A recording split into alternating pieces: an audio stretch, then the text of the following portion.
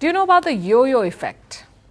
If you've tried to lose a few kilos, then you most likely do. Here's how it goes. You try a new diet, so you begin to lose weight. But after weeks or even months of successful slimming, you regain the lost weight. The kilos start piling up again, and soon you're back to where you started.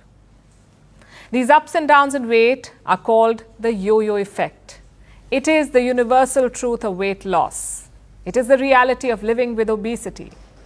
Yet what drives it has been a mystery. But scientists may finally have the answer.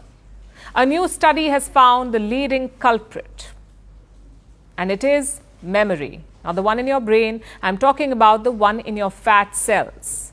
Apparently, fat tissues have memory, a biological memory, so to speak.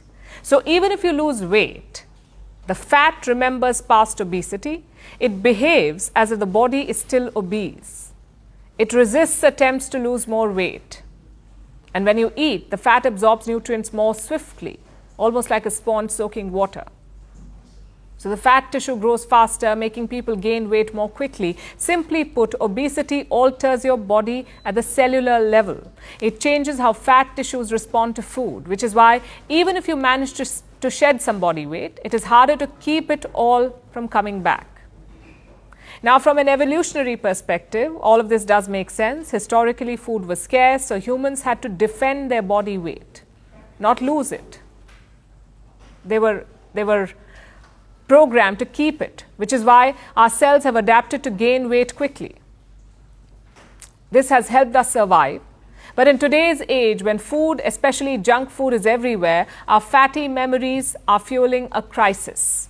More than 1 billion people are living with obesity the world over. In the US and in India, nearly 3/4 of the population is overweight or obese. In the UK, nearly two-thirds. And in China, half the population.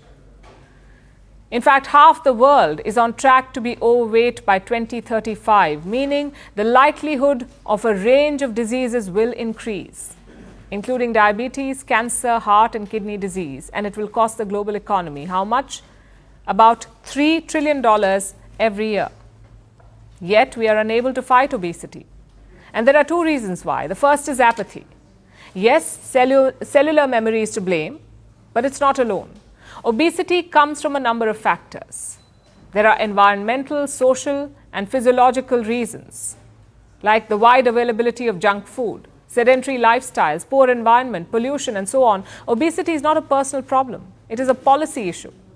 Yet our policies do not tackle these preventable factors. Instead, we blame, we accuse, we judge, we overtreat and undertreat the obese. Which brings me to the second reason. We don't understand obesity. It has been an epidemic for 30 years now, but medicine still doesn't know who is sick or why exactly they're obese. The scientific understanding of obesity is constantly evolving. Until recently, we did not know that fat cells have memory. Just as we did not know that even the bacteria in your gut can remember obesity, or that some kinds of obesity are worse than the others, that body shape matters, that ethnicity matters, that some people have slow metabolism, which is not an excuse, it actually increases the risk of obesity. We know so little about obesity that we don't even know how to define it. Have you heard of Novo Nordisk? It is the maker of blockbuster drugs Ozempic and Wegovy. These are weight loss jabs. Novo Nordisk is a Danish company, but obesity is not considered a disease in Denmark. It is classified as a risk factor. Do you see the problem here? Obesity is perpetually living through an identity crisis. People are rarely on the same page. But there is one thing that we can agree on. Our understanding of obesity and how best to treat it is evolving for the better. We now know that this is not just a problem of calories in and calories out. It is much more nuanced.